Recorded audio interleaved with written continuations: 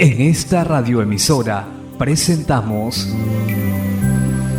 Llaves para vivir con éxito, a cargo del internacionalmente conocido maestro de la Biblia y escritor Derek Prince, quien comparte su experiencia personal y ministerio cristiano en Llaves para vivir con éxito.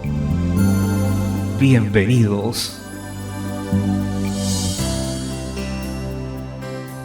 Llaves para vivir con éxito presenta el tema El Espíritu Santo en usted, capítulo 1, segunda parte. Me alegro de estar nuevamente con usted. Hoy continuaré con mi emocionante tema para esta semana, el Espíritu Santo en usted. En mi charla introductoria de ayer enfaticé que el Espíritu Santo es una persona tanto como el Padre y el Hijo y por medio del Espíritu Santo. Dios es omnisciente y omnipresente. Dos palabras teológicas que significan que Dios lo sabe todo y que está en todas partes a la vez. Dios por medio del Espíritu Santo es omnisciente y omnipresente. También en mi charla de ayer resumí la actividad del Espíritu Santo desde la eternidad. Primero dije que el Espíritu Santo estuvo activo a la creación. El Espíritu de Dios se movía sobre las aguas y la palabra de Dios salió. Cuando se unieron el Espíritu y la palabra de Dios se llevó a cabo la creación. Luego le mostré que el Espíritu Santo inspiró y habilitó a todos los hombres en todo el Antiguo Testamento. Líderes, reyes, jueces, cantores, artistas y profetas. Todos los hombres que habían servido aceptablemente a Dios fueron inspirados, dirigidos y habilitados por el Espíritu Santo. Hoy hablaremos acerca de la función del Espíritu Santo en el ministerio y la enseñanza de Jesús. Primero tenemos que ver que Juan el Bautista, que vino específicamente para presentar a Jesús, para preparar el camino para su ministerio, lo presentó con un título en particular, el que bautiza en el Espíritu Santo. Por ejemplo, esto es lo que Juan dice en Mateo 3:11: Yo la verdad os bautizo en agua para arrepentimiento, pero el que viene tras mí, cuyo calzado yo no soy digno de llevar, es más poderoso que yo. Él os bautizará en Espíritu Santo y fuego. Note esa declaración, lo que hizo diferente a Jesús de todos los hombres que vinieron antes que Él os bautizará en Espíritu Santo y fuego. El ministerio de Jesús, de bautizador en el Espíritu Santo, está mencionado en los 4 evangelios. La Biblia le da mucha importancia a esto. También encontramos que el Espíritu Santo era la única fuente de poder en todo el ministerio de Jesús hasta que el Espíritu Santo vino sobre Jesús en el río Jordán. Él nunca había predicado, nunca había hecho un milagro, no había hecho nada. Él dependía y esperaba que viniera el Espíritu Santo sobre él. En el libro de los Hechos, capítulo 10, versículo 38, Pedro le habla a la multitud congregada en la casa de Cornelio y describe el ministerio de Jesús en ese versículo. Dios ungió con el Espíritu Santo y con poder a Jesús de Nazaret, y anduvo haciendo bienes y sanando a todos los oprimidos por el diablo, porque Dios estaba con él. El poder y la fuente del ministerio de Jesús en la tierra fue el Espíritu Santo. Y note que ya dijimos que Dios es un Dios trino y uno, 3 personas, un Dios Padre, Hijo y Espíritu. Las 3 personas son identificadas en este versículo. Dios Padre ungió a Jesús, Hijo, con el Espíritu Santo. Siempre me impresiona el resultado. Era el Dios total en acción en el nivel de la humanidad.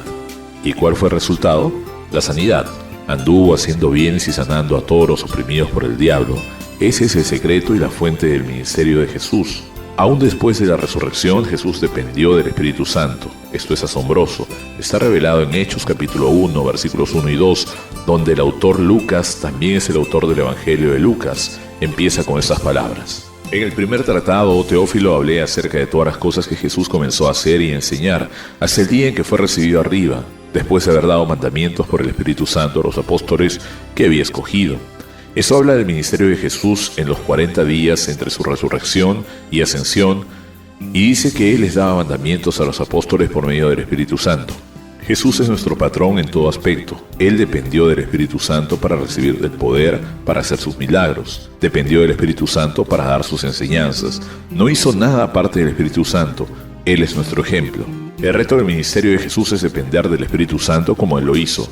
Jesús no solo se movía en el poder del Espíritu Santo en su ministerio, sino que también prometió a sus discípulos que recibirían el mismo Espíritu que les había inspirado y dado poder. Por ejemplo, leemos esas palabras en Juan 7, versículos 37 al 39. En el último y gran día de la fiesta, Jesús se puso en pie y alzó la voz diciendo: Si alguno tiene sed, venga a mí y beba. El que cree en mí, como dice la Escritura, de su interior correrán ríos de agua viva. Eso dijo del Espíritu, con E mayúscula, el Espíritu Santo, que habían de recibir a los que creyesen en Él, pues aún no había venido el Espíritu Santo, porque Jesús no había sido aún glorificado. Vemos que para cada creyente el Espíritu Santo ha de ser una fuente ilimitada. Ahí hay un contraste tremendamente dramático. Primero se nos presenta a un hombre con sed, si alguno tiene sed.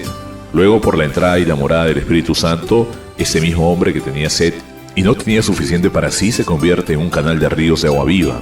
Ya no tiene necesidad, sino es una fuente de provisión por medio del Espíritu Santo.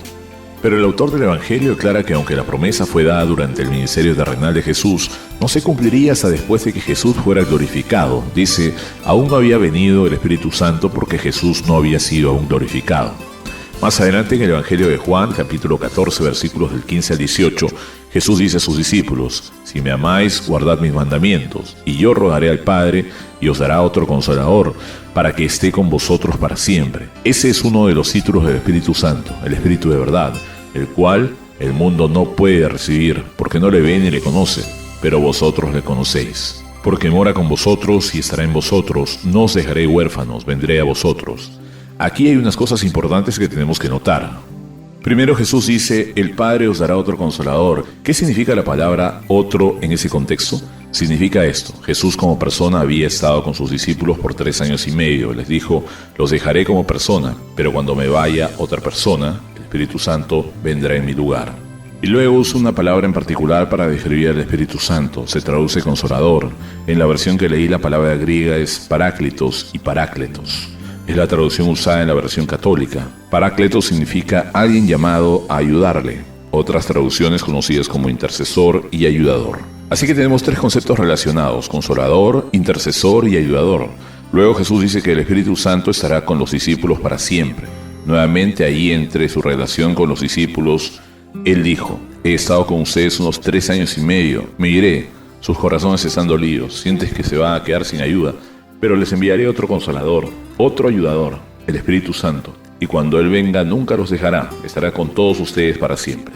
Luego dice, no los dejaré como huérfanos, vendré a ustedes. La implicación es que sin el Espíritu Santo, ellos hubieran quedado como huérfanos, sin nadie que los cuide, que los ayude, o que los instruya, pero por medio del Espíritu Santo les fue dada completa protección.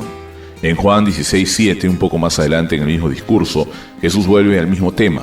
Pero yo os digo la verdad, os conviene que yo me vaya, porque si no me fuese el Consolador no vendría a nosotros, mas si me fuere, os lo enviaré. Y en el mismo capítulo 16 de Juan, versículos 12 al 15, Jesús habla nuevamente de ese tema vital. Aún tengo muchas cosas que deciros, pero ahora no la podéis sobrellevar. Pero cuando venga el Espíritu Santo de verdad, Él os guiará a toda la verdad. Note cómo Jesús enfatiza la personalidad del Espíritu Santo. Dice, Él vendrá y usa el pronombre Él. Él os guiará a toda la verdad, porque no hablará con su propia cuenta, sino que hablará todo lo que oyere y os hará saber las cosas que habrán de venir. Él me glorificará, porque tomará de lo mío y os lo hará saber. Todo lo que tiene el Padre es mío, por eso dije que tomará de lo mío y os lo dará saber. El Espíritu Santo es el representante personal de Dios que reside en la tierra desde que se cumplió la promesa. Él es el que interpreta, Él es el revelador, el administrador para el Padre y para el Hijo Jesús. Por eso dije que tomará de lo mío y os lo hará saber. El Espíritu Santo es el representante personal de Dios que reside en la tierra desde que se cumplió la promesa. Él es el que interpreta, es el revelador, el administrador para el Padre y para el Hijo. Jesús dice, Él tomará de lo mío y os lo hará saber. Pero luego dice, todo lo que tiene el Padre es mío, el Espíritu Santo es el intérprete, el que revela y es el administrador de todo lo que Dios tiene, todo lo que tiene el Padre. Todo lo que tiene el Hijo, todo es revelado, interpretado y administrado por el Espíritu Santo. Él es el representante personal de Dios que reside en la tierra. Nuestro tiempo de hoy ha terminado. Regresaré mañana a la misma hora para hablar de lo maravilloso que sucedió cuando vino el Espíritu Santo en el día de Pentecostés.